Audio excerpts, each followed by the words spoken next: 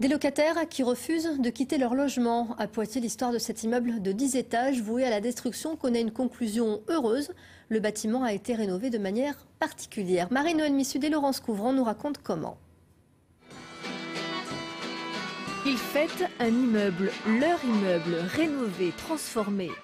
Après 2 ans et demi de travaux, les locataires sont fiers de faire visiter leur résidence.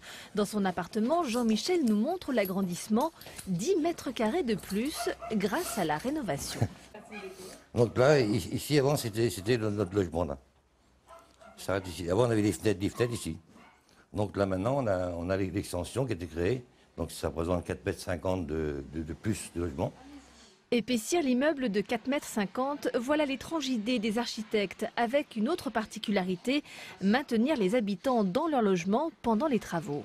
Ce qui nous a semblé un peu bizarre, c'est que les fenêtres étant là qui volaient, on était grillagés. La fenêtre aiguille, on avait des grillages du petit carreau de 5,5 quoi. Il y a eu des moments difficiles, ça c'est vrai, mais là aujourd'hui on est fiers du résultat.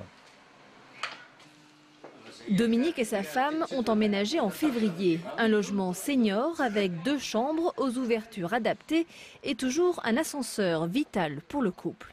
C'est agréable et puis bon, c'est bien isolé, on est bien chauffé, c'est très bien. Je ne croyais pas que ça allait si bien que ça. Les locataires se sont battus pour conserver leur bar de 10 étages. 10 ans de combats, de pétitions pour rester tel quel dans ce quartier.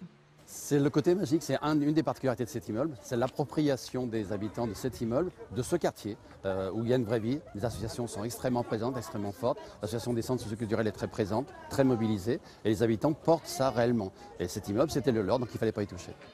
Les financeurs publics ont investi 19,5 millions d'euros, un gros budget pour créer des résidences de logements sociaux qui favorisent la mixité intergénérationnelle.